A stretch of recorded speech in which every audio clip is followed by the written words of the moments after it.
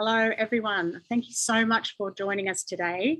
I'm delighted to welcome you on behalf of Griffith University Art Museum and this event where we have the opportunity to hear from artists participating in our current exhibition, Source Materials.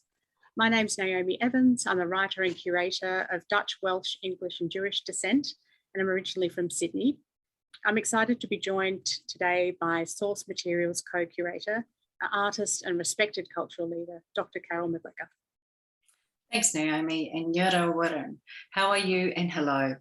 I'm Carol McGregor and I'm an artist of Wiradjuri and Scottish descent, and also the Program Director of the Contemporary Australian Indigenous Art, or KIA as we call it, program at Griffith University, Queensland's College of Art.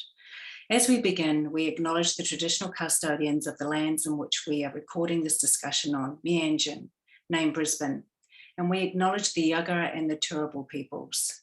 We also acknowledge the traditional custodians of the various lands on which you are all on today, and we acknowledge that these have always been sites of education and learning. We pay our respects to the communities, their elders, past and present, and also their upcoming leaders, and celebrate the diversity of First Nations peoples and their ongoing cultures and connections to the lands and waters. Thank you so much, Carol. Just as we begin, and for the viewers who have not been able to see the exhibition, we've had quite a lot of places closed due to the pandemic here in Brisbane, imagine. I'm just going to give you a brief walkthrough of what the exhibition galleries look like so that you can get a sense of the physical spaces and the relationship between the artworks. So we can go through to the front landing space of the gallery and through to the very first works that you will see in the exhibition, which is a series of photographic works called Grounded by Wiradjuri artist Nicole Foreshew. Directly opposite that is a deconstructed loom work by Omra Chalve, born in the United Kingdom but living in Perth, Western Australia. And on the far wall, South African artist Bronwyn Katz with a beautiful work of wire and white thread called Ha from 2019. Around the corner is a video work of hers from 2016 called Bears Cohort. And in the adjacent corner, a wonderful silent video called Tracing Transcendence by Australian artist Shireen Taweel. In the final galleries, we have an installation of works by artist Hector Garcia from the United States and Mexico. And the final works that you'll see in an installation is by Dee Harding, who is from the Bidjara, Garingbal and Ghungalu peoples. So that is how the exhibition is laid out for us. And just to give you some insights in terms of what we're thinking for Carol and I, we were reflecting that many of us live on lands where unrelenting humanitarian issues and political urgencies continue across the places we all call home. Through diverse forms of violence, concerted efforts have sought to sever connections through generations of people. It's no wonder then that across the world, certain materials carry complex associations with home places, and that source materials are not only minerals, plants and skins, but culture, religion, and identities which are transcultural. We're also asking how we can reconcile the periodization that has come to be synonymous with Western art histories, so-called Western art histories, with longer ranging senses of time and cultural continuity.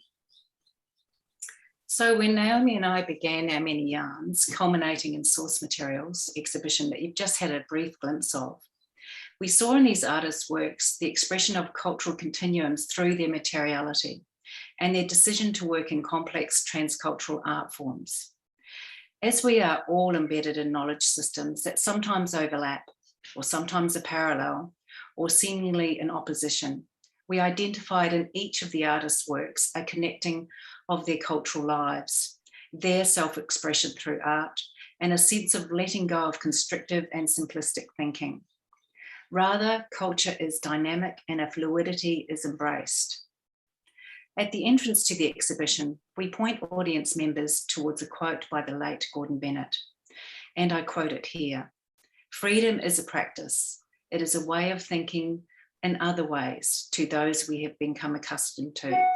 Freedom is never assured by the laws and institutions that are intended to guarantee it. To be free is to question the way power is exercised, disputing claims to domination. Such questioning involves our ethos, our ways of being or becoming who we are.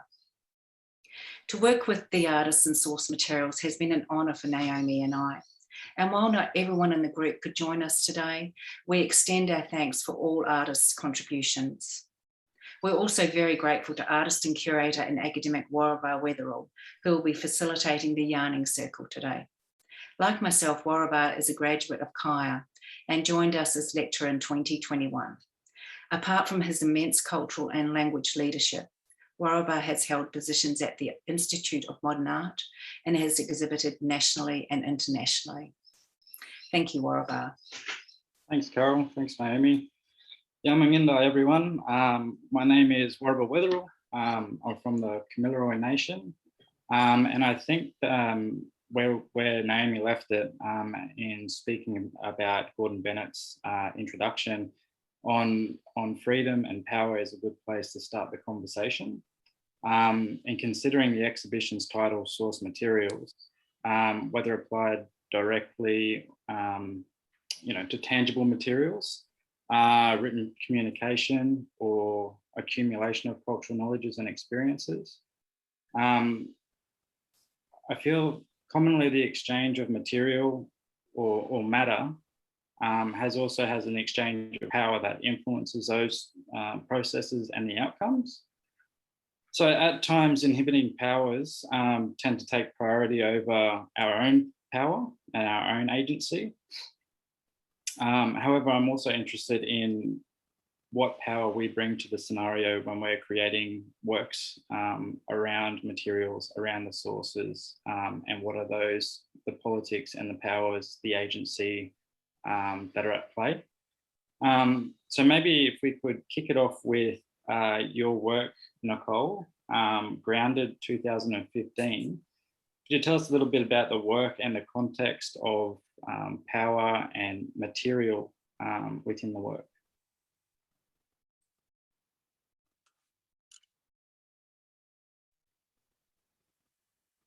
Thank you. So I just wanted to also acknowledge the other artists and the opportunity to come and talk and yarn about the work. I think Grounded, the work that's been selected for display in this exhibition, was actually a work that was commissioned for an exhibition at Murray Art Museum on Wiradjuri country some time ago. And it's really great to revisit the work and think about the context in which it was made and how it can still have relevance in the context that we're talking today. I think that's the thing about art, isn't it? It's that you can write it down or document it, and then over a period of time, the connection to that work in the context of other artists allows it to have another life. And I'm really grateful for that.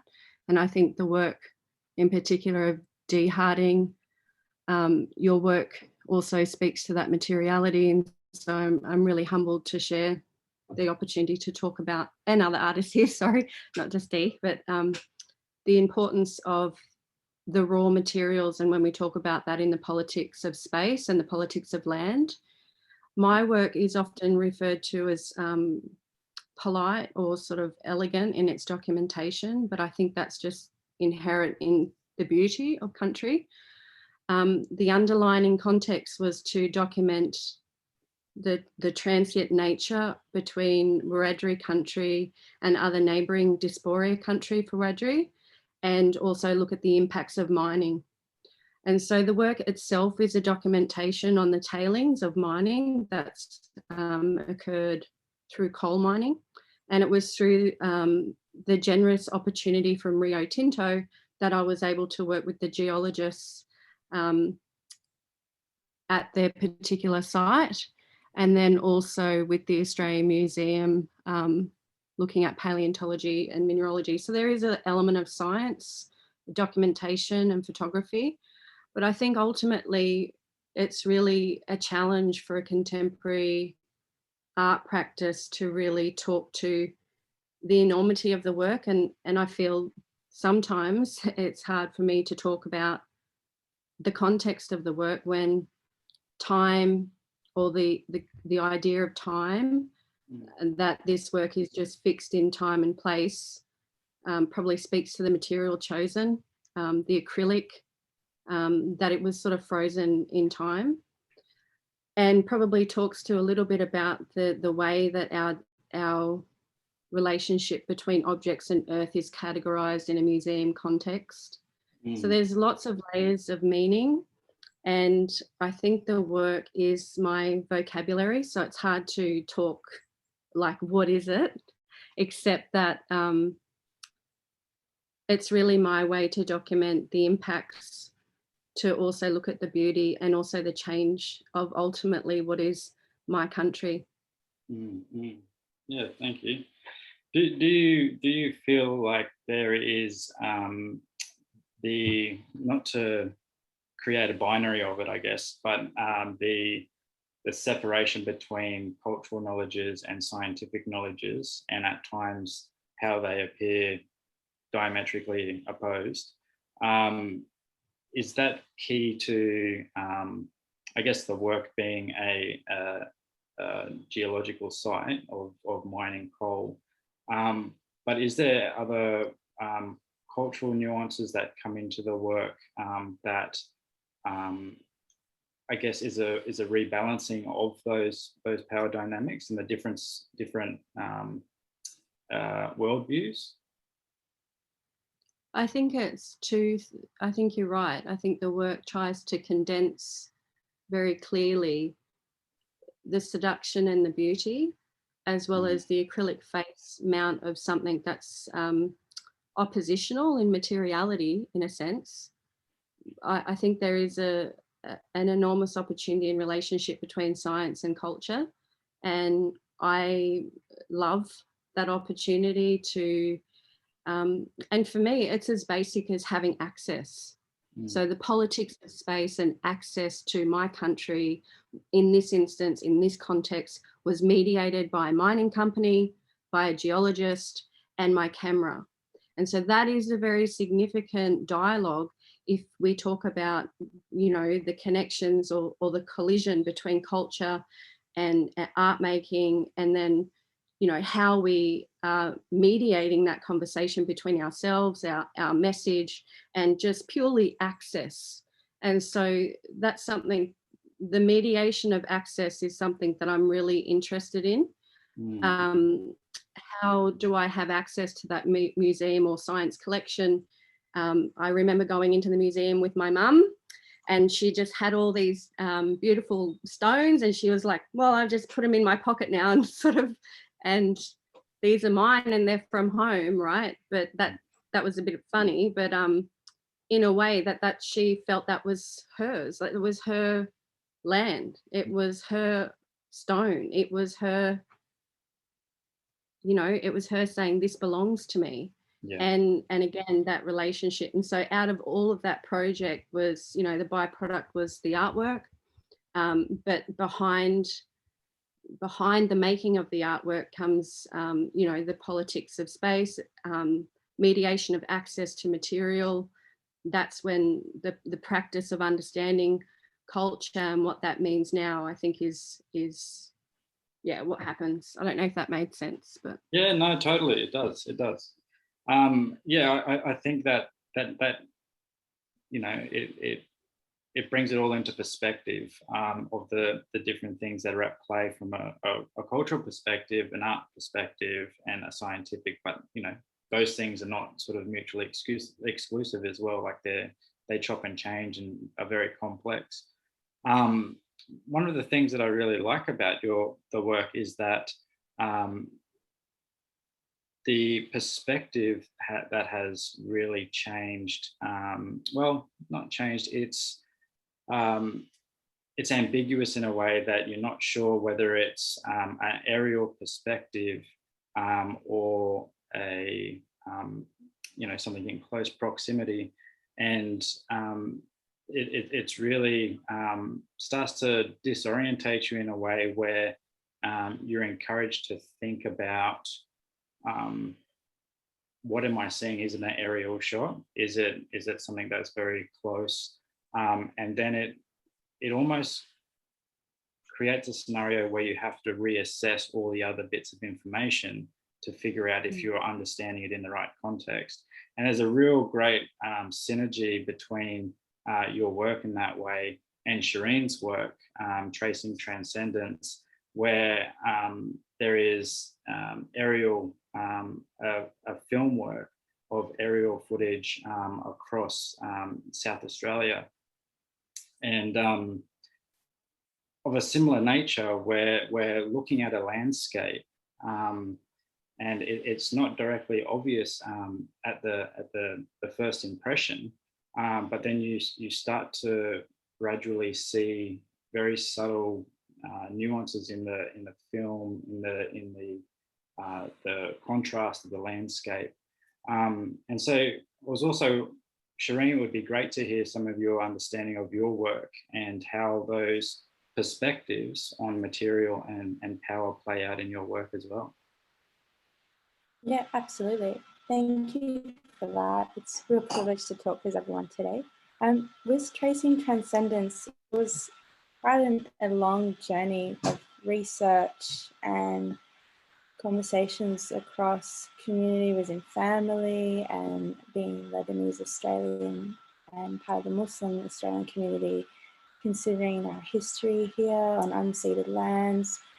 And until there was so much research that led me into actually going onto these countries like Warraba country in the northern parts of South Australia, and visiting these really significant sites that I was interested in, where the Kamilaroi had built these mosques in the 1800s. And this is particularly of a history that I didn't know about until later in my adult life. So I think there was a lot of questions there that I had to kind of unpack. And then until I had the opportunity to travel to these really significant, important places, like in Mari, up in Garingbal country, I started to understand aspects of what the Kamilaroi were doing and why they were here, and the communities and local First Nations communities they were connecting with and engaging with. But the particular thing about where the first mosque was built, the original mosque is no longer there. So in Mari, there's a replica that was built, and I found that also a fascinating aspect, because it's like this monument, but it's not a used mosque. But I thought there was something really special about considering the routes the Kamilaroi would journey through across many different nations around the continent, throughout the centre, the interior, as their use of transporting goods was really relied on throughout the country. So I think there's this aspect of thinking of sacred spaces and sites, and this element of prayer and communities coming together, but then also traversing places and grand spaces when you think of that perspective. And what led me to wanting to fly over Warraba country, which is where I flew over, is essentially part of the Birdsville track that travels into Queensland. It gave me this different understanding and way of seeing this landscape and these sites that I thought was really essential to bring into the body of work I was developing. So I normally, well, previously I hadn't worked in multimedia work. I was mainly a sculptor using the material copper, and there's a lot of charged elements in that material too, and aspects that I do respond to as a form of transformation, and the materiality, how it changes over time when I work with it. But this type of experience I had while traveling in Mari and up in North South Australia really led me to want to kind of reflect my immediate experiences that kind of connected back to the experiences of the Kamilaroi. And this idea of, traversing country, traversing these spaces, but then this immediacy and maybe even interiority of the sacred and the experiences that one has between these sites. And yeah, so I think it was really interesting how, just like you were saying with Nicole, like your experiences of research and site visits and working across many different conversations, but it always leads you into a direction that you may not have anticipated in expressing what the work will become. And I think that was something that I really loved about this project. Like the works opened up in so many ways from such rich knowledge that there was to talk back into this project. And it's really special to bring the videos back out, even though they were made a few years ago, and be in this conversation amongst the artists' works. Yeah, there's a really nice element to it where, you know, traditional owners from Arabana country and other communities who have come from abroad can both locate a synergy between specific parcel of land or region that's both being used to connect different cultures in a spiritual way. And I think that synergy is really nice to be reminded of, that it's to prioritize, I guess, the similarities and the shared worldviews rather than just concentrating on things that might appear as very different.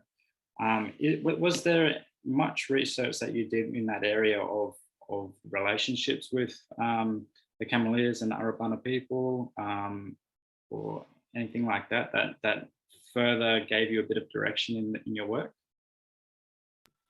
Yeah, I spoke to a couple of descendants that live in Maori of Kamilaroi who are also Arabana people. One particular named Max, who was a real character that you'd find at the local hotel, which, if you've been to Maori, it's quite a small town. So it was really easy to find Max at the hotel. And it was wonderful to hear through his forefathers and his community that what really opened me up to actually was this sense that there's relationships between migrant Australians over generations that have had a really harmonious and respectful relationship with First Nations communities that, for me, really showed me an alternative to the way this continent had been settled in what is more notoriously violent colonial story of settlement. And I found that sense of cultural harmony in the relationships that came together through like intermarriage and respect for culture between the communities of the Kamilaroi and Arabana people here, for example. I found really humbling, but also kind of made me feel like I could self-reflect or be quite proud of my heritage and place in Australia, and see that these relationships are quite significant and should be celebrated and known within the narrative of this continent. But I think those personal narratives and hearing from members of Maori that had that direct family ancestry really brought the stories to life. If not before that, I was talking to anthropologists in Adelaide who had deep interest in the research of the Kamilaroi history. But it was really amazing, like once you can sit down and have a yarn and really get to hear the stories of people that come from these experiences, it really, I think, colors in why you're kind of scratching around, why you're so interested in these narratives, and brings that value that, yeah, I just think you can't find necessarily in a textbook or on the internet. Yeah. You have to go to these places for sure. Yeah, when we saw the clip just a moment ago, it was really nice just to even appreciate the image of the landscape of just that are just really rich in ochre, and it also makes me think of Dee's work, and particularly the work 10 meters of couture silk stained with hematite, and you know, something that is very minimalist, but also very culturally strong as well. So Dee, could you maybe talk to us a little bit about the context of the work, but also the choice of material and balancing both, I guess, a minimalist, well, not to just place it in minimalism either, but I guess an art historical perspective and a cultural perspective that are both very strong in your work. Sure. Well, my acknowledgement to you all, and thanks to Carol and Naomi for the curation of the show, and to Griffith University Art Museum, also to Yagara and Turrbal communities here in Brisbane. I'm currently based on the south side of Brisbane. It's easy, excuse me, to look at that particular work because it came from this motivation that, yes, there are so many practitioners around me, particularly here in our community, but also around the place who have innovated and developed and found ways to use their natural ochres, pigments, botanical saps, other resins and these kind of things to pigment textiles. And one of the questions I had was particularly with the rise of Indigenous fashions and home community building fashion labels and it being featured more sort of regularly on the street. Why can't we, or do we want to have couture sites? Maybe not aspiration, but certainly why couldn't we have very fine textiles? Is it possible, and can we do that? Was one of the questions I had for myself. And it came from seeing a YouTube clip of a runway catwalk production, which was off the charts in terms of its material skill in the artisans in making those garments, but also in the staging and the presentation of those textile garments. And that had me going, well, I want that. Do I want that? Do we want that? Is that what are we've gotten used to wearing all sorts of other textiles, particularly now around synthetics, in these other jersey style shirts that get worn. So I started asking questions, can we do it? Natural materials like cottons and hemps and linens and homespuns and these kind of textiles had been successfully dyed and other silks, but I wanted to see if we could do that and do it consistently. Mm-hmm. So it was a little bit of a challenge to myself, but also a question to myself and those around me that do we want this? So I set out to dye the textile in a way which was as consistent and as, professional as possible. And there's always the intention that perhaps in the future that 10 meters of couture silk. So one of the things in terms of source materials, whether I'm drawing on a cultural knowledge or a family held knowledge or experience around a material, or whether I'm seeking a particular thing for its historical significance, I look for the materials that are relevant to me rather than just the first one that comes to hand. So I could have picked up silk from the average fabric shop, but I went to right at the core here at the sort of the Fortitude Valley area where the fashion textile stores and the dressmakers go to, and I went straight there, straight to the top that I could find in Brisbane, because why can't we? Why couldn't we? Mm. So I could have used calicos and these kind of things, but many of us have established that as knowledge, and how can I go to the very best material and put some money into it and look to the future that perhaps that 10 meters of silk might become something important in the future, as well as being this exercise of a conversation around material process. Mm. Yeah. And the use of the tannins in the beefwood and right. and the oxide or the ochres, are they obviously intentional within that process of making, but is there parameters to I guess how you are comfortable using it, or is it for everyone to utilize, or is it just from people from that country? Can you speak to that a little bit? Sure. Of course, I'm no authority on this, and I'll address this to my cousins and my siblings, that those knowledges that I've drawn on in that particular work have come from mostly male family members and male ancestors knowing how to tan hides using the beefwood.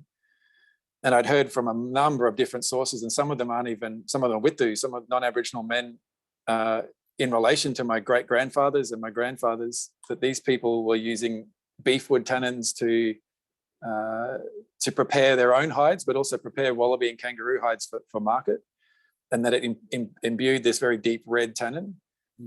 And you know, I'd always stored them away, and I'd stored them from a number of different sources. But again, as I'm often looking at, there was a gender presence, I guess, in that I hadn't been hearing these stories from female practitioners, even though my mother, Kate Harding, is really pushing her own work and learning how to pigment textiles from her own story and from her parents' country and her country. That most of these conversations around the beefwood in particular were coming from male ancestors or male sort of figures in the past and in the community. So that's part of what I was looking to do, is to push some of those things together to see what we could get to. But also that I'd heard it done. So I'd heard the story over and over and over, and I had a pretty solid idea of how to do it based on my own studio processes of dyeing and also these other bush ways. And I thought, let's give it a go. But what it showed me was that maybe I didn't quite have some of the formula down. So that's where the hematite came in. So the hematite being the really pure red oxide, that's the foundation, I'll argue, is the foundation of art history. That red ochre is where it all begins. That also lends a little bit of clout to the tannins from the beefwood. So in terms of, is that accessible knowledge or is that an accessible process? I've never been given personally any specific protocols around the beefwood. I'm sure it would be aligned in kinship stories in different communities and in different ways. But for me, that's been an open access conversation, as I say, across multiple generations of my grandfather's family, but also through Withus who have been in relation to those men as well, living in the bush on Bidjara. Yeah. So I guess, what have we got? There's other comparable kinds of materials which are from the Australian landscape, which yes, if we are attentive, and particularly attentive to where we get them from and how we harvest them in terms of care, there's might be considerations, but for me, this one's been open access. Yeah. Yeah, no, it's great to understand some of that process that you wouldn't actually, majority of people might not get from just observing the work, that there's a lot of cultural process and know-how that goes into that development as well. But I guess, like, for all of you, and by all means jump in at any time, it's kind of like, from my own perspective, is this micro to macro kind of difference between, resources or source materials of some nature that are used for, an array of industry versus what is utilized and personalized on a local level, and what are the I guess the protocols, what are the relationships, and what are the similarities that we have with them, including climate change, environmental revitalization and things like that. What are your thoughts on that, everyone? Oh, well, because I'm the only one unmuted, I might just continue on there. Say, for example, the beefwood in that particular work, the way I often looked at it, that was sourced from the regrowth that was trimmed from the side of a major highway in central Queensland. And so that is a small sapling that would have been mowed down again eventually by main roads, and would have been just mulched up and chopped up. So I try to look at these kinds of considerations if it's a resource which is not going to be respected. Say, a lot of people work with roadkill, which I have also sought to respect the bodies of animals who have been lost in road accidents. In terms of extracting and in terms of claiming resources, the current systems we've got around, say, something like main roads means that so many resources, medicines and usable and materials as well, are just being slashed and trashed into the clearing of the sides of highways as one point in particular. So they're a major resource. I watched my uncles and grandfathers literally cruising the sides of highways for those cluster communities of trees and plants to look for medicines and resources. But also they're often disrespected by main roads or by the by other organisations in just the clearing and the bulldozing and the removing of those for things like access and visibility. And what happens to those resources? We're often chasing those up.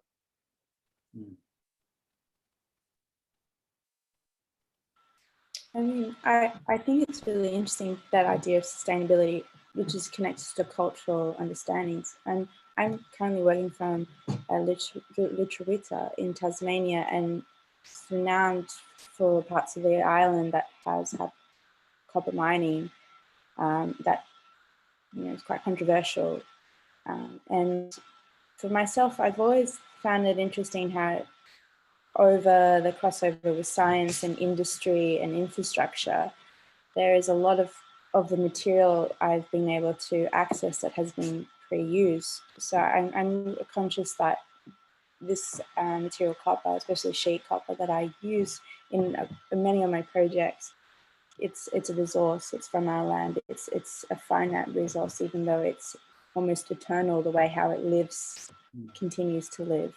But yeah, there's a strong sustainability aspect to that with its relationship to mining. And something that I've just really loved that's had this conversation in my work is that I love to go to like scrap metal yards and find this pre-used material, because in this country we've had so much change, I guess, within our city landscapes and like the infrastructure is continually adapting, that you can find really fascinating sheet metal and copper particularly that has stories within it and experiences within it that kind of feed back into my work. Or when I had a studio at Parramatta Artist Studios, I would suss out all these developed sites and then try and access the sheet copper on buildings that were to come down, and then that would feed back into my work. But it's really interesting when you're working with material to consider not just like your footprint, but also what's the cultural significance and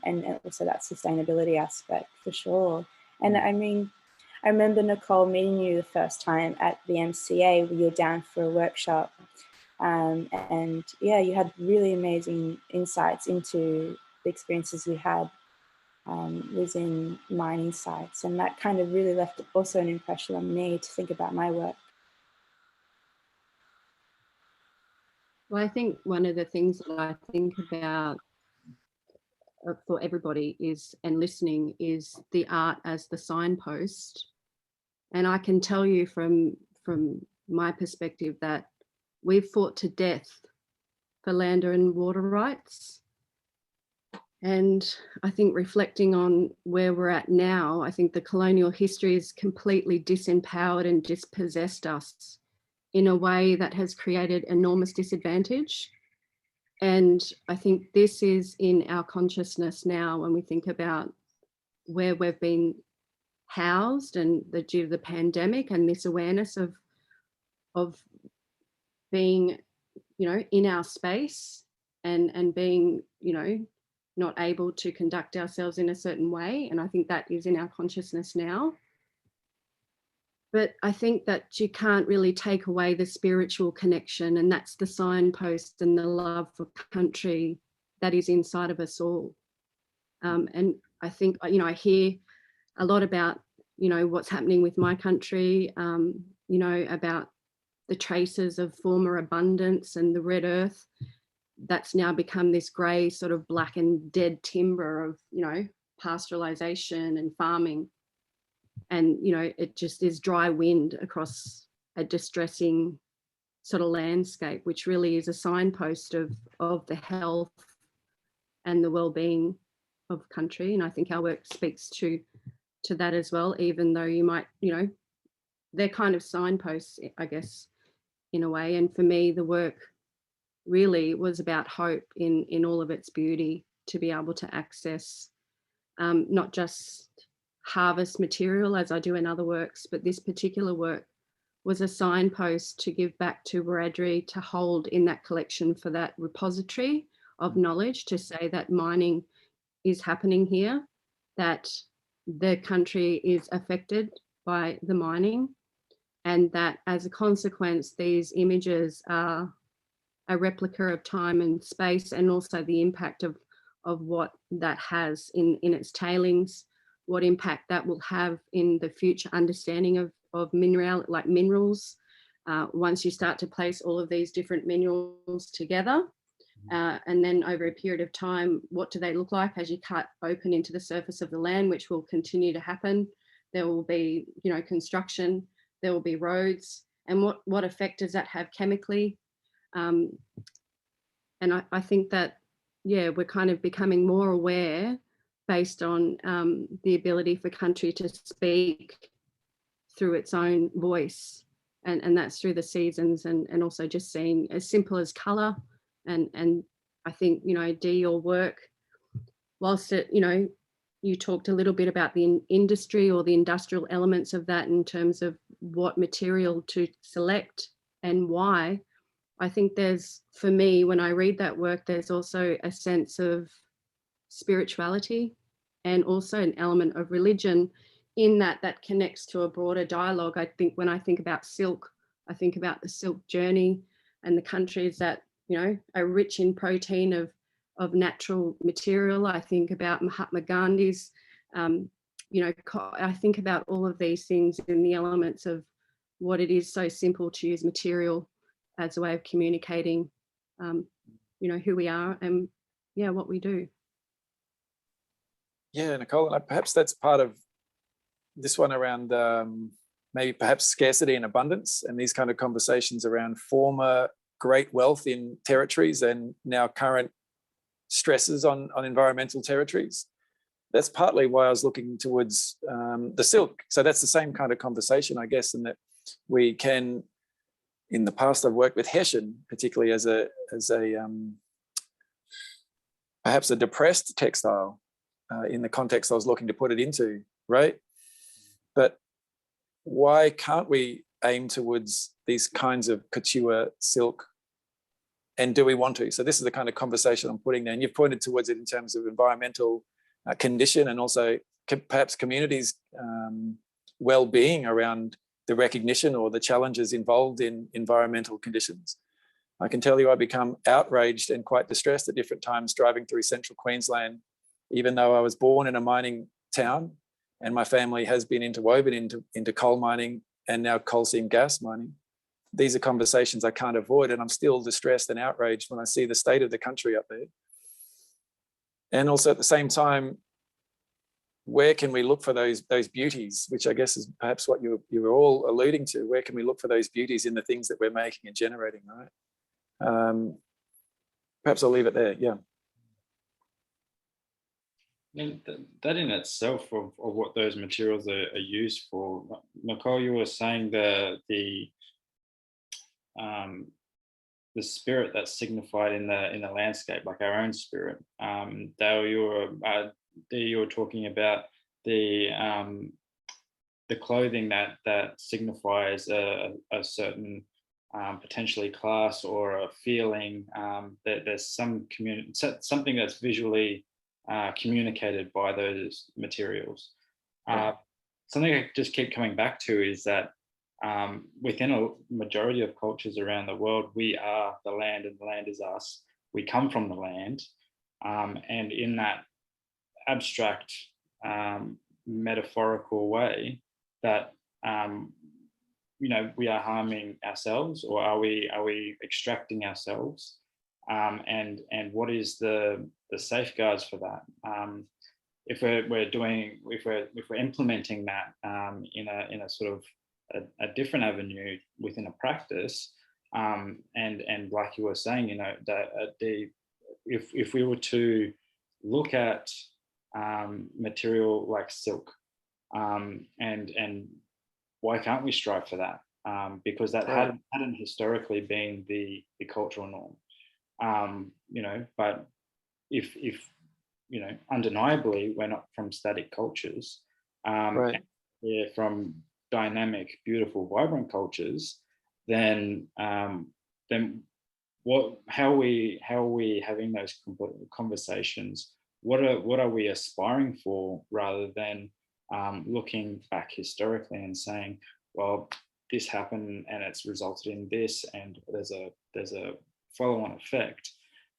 What is the the aspirations within each of your works that are in the exhibition. Cool. Perhaps because again I'm the unmuted one. Perhaps I'm looking for those breaks or those moments in among the stuff that causes you to breathe deeply, because it's wants you to. I want to break things, right? When I consider the mining and particularly the devastation to the environment, but also the social and the cultural landscapes of central Queensland are so impoverished because of the dominance of mining and extractive resources across my grandparents' territories, but also across the whole region.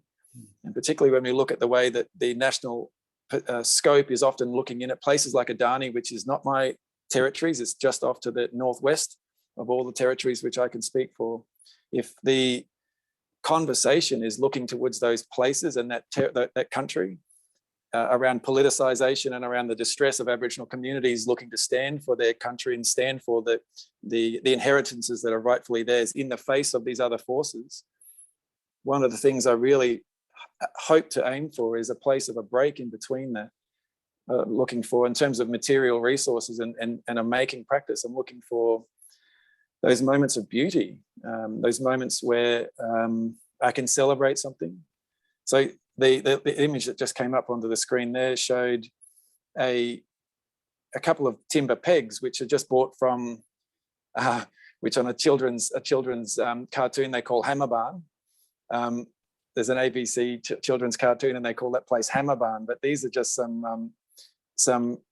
these are some timber gardening stakes and pegs which were bought from, let's call it Hammer Barn. And they're, almost a dime a dozen in the way that they're produced and sold onwards. But what I was able to do through the fortune and the richness of my family's inheritance around material practice is I could see those timbers and know that they just hadn't been respected or cared for.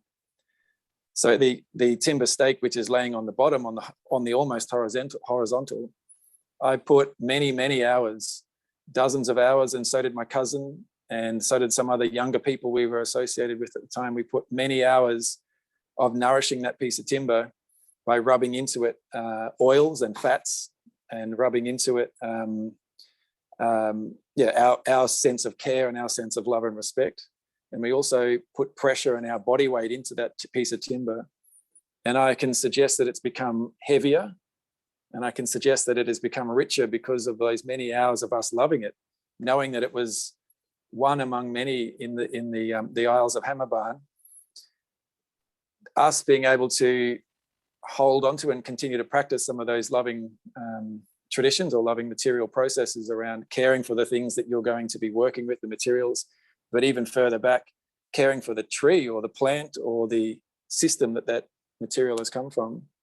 They're the kind of things that I'm looking for in a material practice, is to generate that love for country and to maybe employ or activate some of those knowledges that we inherit, but do we always get a chance to use them? Yeah.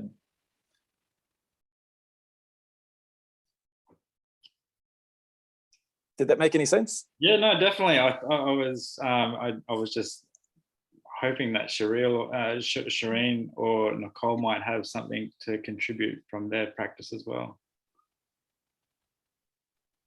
Shireen.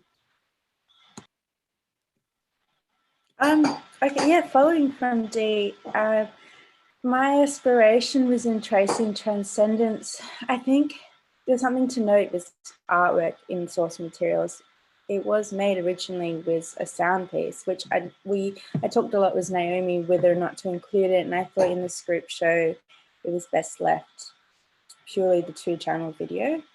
But there's an aspect of the sound piece, I think, that is a quality to the video that wants to experience it as more immersive. While on Arabara country in Maori, I took aspects of recordings that I think bring that video into the sense of connectivity. I'm someone that lives on Gadigal land in a city, in Sydney. I don't have access to regional places, and I think there's something really powerful about us being in conversation and connected together across the urban and the regional. And by recording moments standing on our country of the beautiful gentle winds that would come through, and I thought by manipulating that sound and creating like this really like bass humming that carries through the sound piece, it kind of creates this charge, and this charge talks back to the sculptural works that were also part of the major installations of Tracing Transcendence. And there's many other qualities in the sound piece, like there's recordings of prayer across different parts of Sydney and Melbourne, and also in Lebanon. But I think that quality of connectivity across many places for me is such an important factor to the work you experience in the exhibition Source Materials. And I think back to those recordings, and we have the visual recordings of the videos that then I transformed in something that's more about also slow looking. And I think that's a really important factor to this artwork. But yeah, I think this aspect of connectivity and cultural exchange and things to share and learn from each other, for me, speak the strongest in why I even endeavored to unpack all these questions I have and produce these artworks for Tracing Transcendence.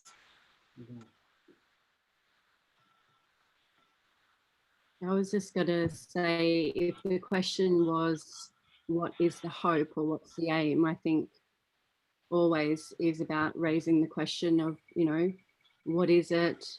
People say, you know, how do you make them? What's the relationship? What can you tell us? You know, and I sort of always say the answer to these questions are written in the work. I find it hard to talk about it because they're conceptual ideas that underpin it. The work becomes the physical, theoretical structure of a world that I'm looking to shape meaning from. And I guess the work itself, if I can say, and I've said this in a lot of work, and in particular everyone's work here, is that as an artist we become an informant, and we're able to give country a voice, and we can remind ourselves of what that country is in relation to ourselves, spirituality, and also more importantly our reclamation of that country. It can teach us who we belong to, and it can also spiritually link us. And it really has, the biggest hope that I have with all of my work is the ability for it to heal and to heal us. And that's really it for me. We're just curious, you called them tailings before. Is that for a specific mineral, or is that any sort of mining process? My understanding is that tailings are a byproduct of a mining process, and it's a surplus dump, if you like, of materials or minerals that aren't the priority or the. So to get to coal is incredibly complex, and I've been both above and below ground in enormous mining sites of. Actually, you picked up on what these works are in terms of its macro and macro and micro, is it? And the ability for the body to be able to see. Now, when you go into a mining site, if you've ever been in one, in a sense of explosion or underground or completely disorientation, and that's because of the ability for the earth to be able to release its natural gases. There's lots going on that's happening underneath, in the same way if we were to enter in a medical context, which might sound a bit weird, but if you were going in surgery in yourself, it would, there's a number of different things that are happening. People are monitoring your oxygen, your blood flow is happening a certain way. And I guess in a mining sense, if you thought about the earth or country as the body, you would be similarly going into a really organized process of mining where, you're sort of looking at different areas of the strata, you're extracting that piece of material or mineral, And there's a huge process that comes along with that. And there's also, there has to be a process to be able to dispose of other sediment that's between what's actually wanting to be extracted. And so when I first went into these spaces, I was in it literally was like going into the body of the earth. It was really disorientating. It was overwhelming. And, we talked about hematite as well, this idea that there are elements of minerality that has a sense of relationship between blood. And it was the most distorting experience that I'd had. And so tailings is a mining word used to describe surplus material that's then used in a certain way under a certain guideline, depending on your state's legislation of how that mineral will be disposed of. And then, I've always said that I would like to go back in 20 years' time, if I'm still around, and start to see what's happening underneath to all of this new, what's happening chemically when these minerals and materials are sloshed and splashed together, and what that means for potential property developments that have grass overlaid on top of it, and then a sign goes out the front, buy your next block of land and grow your family on this land, that potentially could be a result of other minerals coming together. That's sounding a little political maybe, but just from a geological perspective, that to me would be an interesting thing to see. And socially and politically, I'm not sure what that means, but you guys probably know what potential impacts that could be. Yeah, it's really surprising that from the sounds of it, the majority of things that are mined, you have to bypass a lot of other minerals and things that are then, it's not actually the part that they're looking for, which will get used somewhere else, but it's not the intention. So there's a lot of fallout by proximity in a way, which doesn't,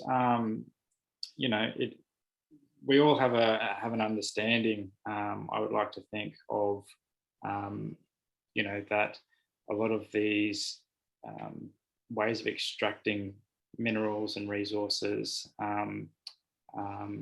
that it's not good for the environment. It's good for the economy if you subscribe to that way of producing money, but it's the complexities of a cultural landscape that I feel like it's still in a process of change in itself, that we're getting to new highs, and more extraction, more risk, and it just seems like the trade-off and the gamble is getting drastically increased, and I feel like that's reflective of the market, capitalism, whatever you want to call it. But I also feel like that reflects on us socially and politically, culturally, and how that actually affects the conversations we're having, the art we're making, but also wondering what happens to it then, that it's not just in an echo chamber.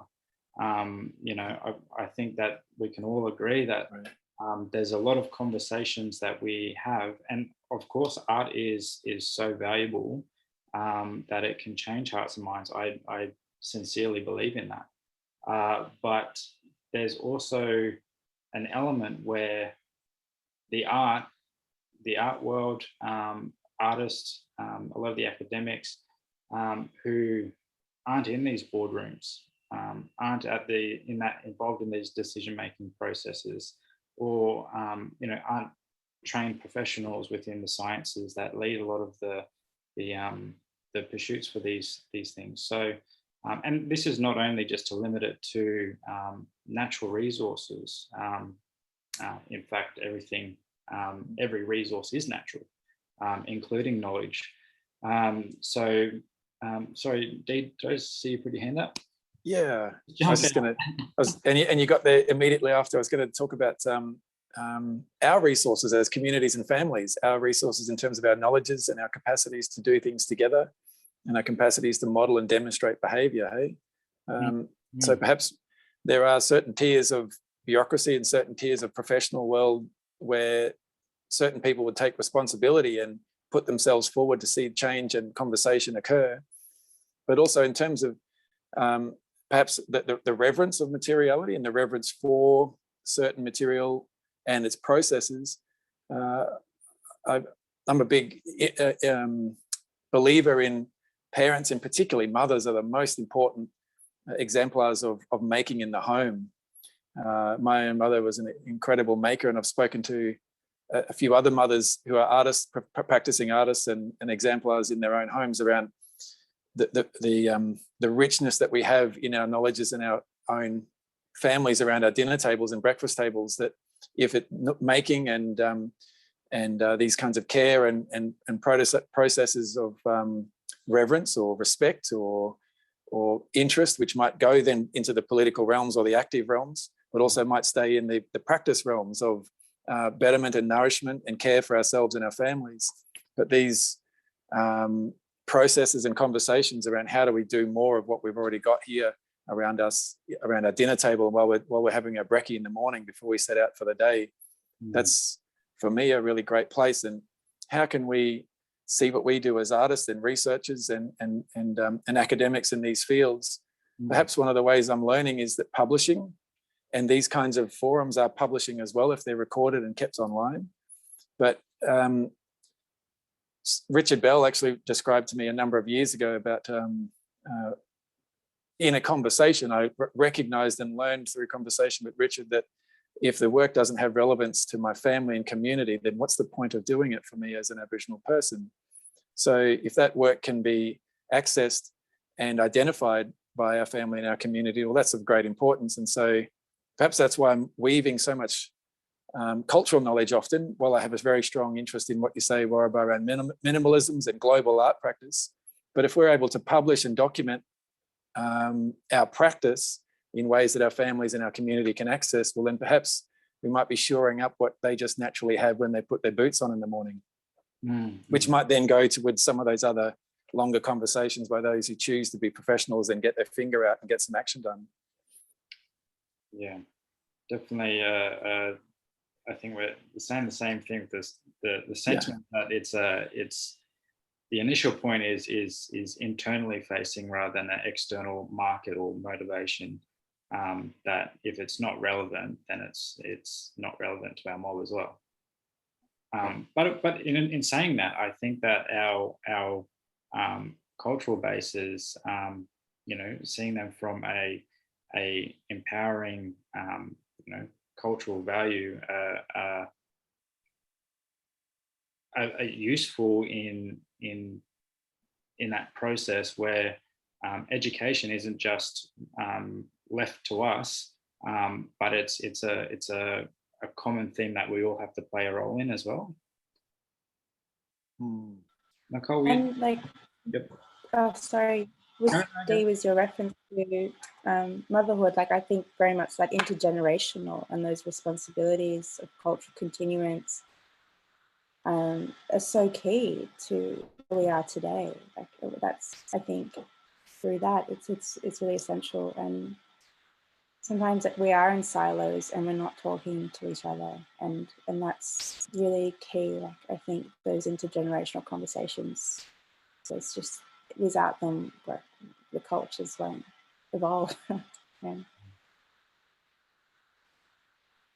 Right, and that's I used the word fortune earlier, and to hear what you say, without them, the cultures won't evolve, and perhaps our conversations might not evolve. One of the ways that I'm very fortunate is to just see so many makers continuing their making in their sort of home and personal interest space. And when I reference mothers making, it's also how can we make room to ensure that there is room in the day to do that, and there is space enabled for cultural practice to continue. So I hope that might maybe second what you put forward, Shireen. I think it sounds interesting, Warraba, that you're exploring potentially, I could be hearing wrong, but I'm trying to maybe associate what the impact is, or what the social impact is, you know, and how you might, you know, relate that to some kind of currency, and who's at the boardroom and who's not, and who gets to have the ability to have access and a say and all those things. But I think the position that I have, and I've been in professional circles, I've even tried curatorial, I've even worked in institutions myself, and even at the beginning of this talk, there was talk about what freedom is. And for me, that field is art. That is art for me. That is my ultimate, I think, freedom. You know, colonial histories, they're hypnotizing, they're remembered by people, they're imprinted on land itself. And I think my work is about sort of having that equal opportunity, if you like, but not necessarily mediated by, you know, a chair of a board or of an organization and or an institution of how that is. You know, I think for me, the art is the, you know, and the artist is the informant.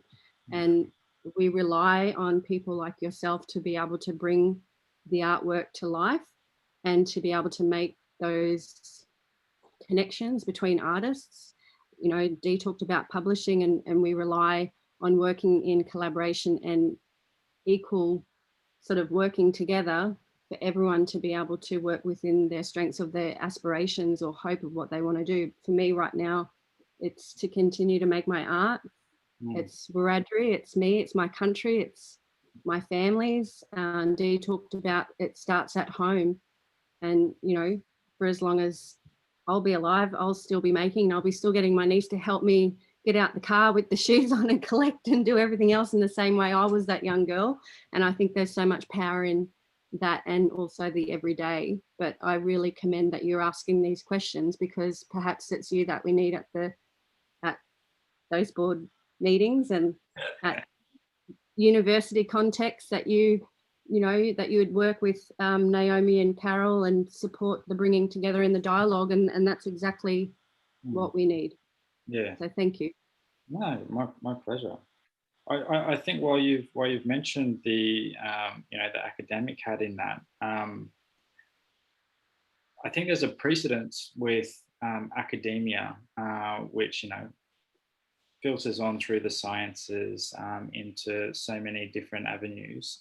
And within academia, there's so much emphasis on referencing a precedence of knowledge around exchange, and what is fact versus fiction, and, you know, that's all a matter of perspective. But if we apply that same type of rigor from the academy onto something like land rights or environmental rights, then how can we reference country? How can we do that in a way that is accurate and isn't just you know, piecemeal? What is a way that we can knowingly can contribute or engage in exchange that isn't impacting that environment?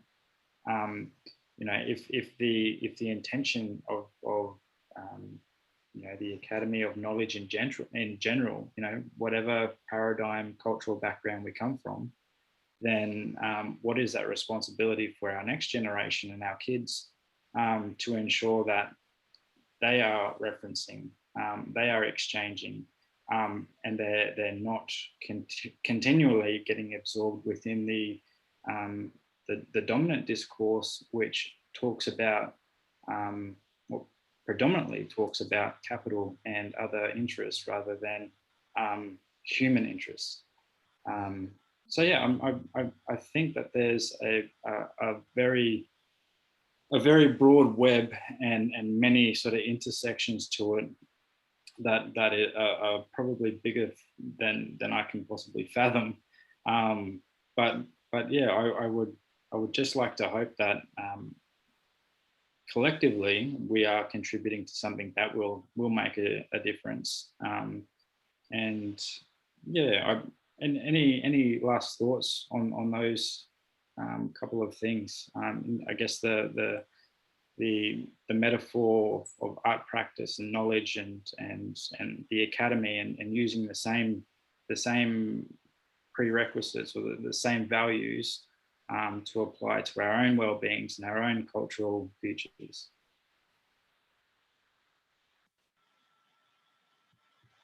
Crickets. Well, maybe if I just encourage that nerds rock is where I'll start, and I'll probably end on nerds rock, particularly art nerds. High five to all the art nerds. But yeah, of course, we've got this. The academic systems are in many forms inadequate and need a lot of remodeling and revisioning. But of course, they're ours to be engaged with as well as artists. And certainly I'd encourage Aboriginal thinkers and students, future students perhaps, that the academic system doesn't have to be the enemy if you can get inside and dance. That's been my experience. I'm sure it's not everyone's experience, but the opportunity to go and study and to learn and to be inside the system and to then perhaps push out some of those walls so that I might stand up at my actual height, like a, what do we call those? A Dash 8 aeroplane. But to get inside and to do your thing and to not, perhaps not discard the idea of academic study or academe as just simply being not good, to perhaps see where that shoe might fit on you. And if you can dance in that, go for it, because sometimes it can be really beneficial, but also quite enjoyable. And nerds rock. Definitely. No, I think that's a really great way to finish.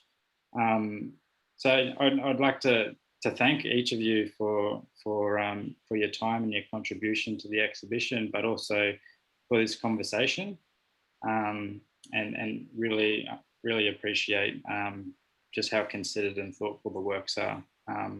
Yeah, so thank you. Thanks, Warraba. Thank you. Thank you. Shireen, Nicole, all the best. Thanks, everyone. It was wonderful chatting. Thanks. Take care, everyone. Thank you. Cheers, bye.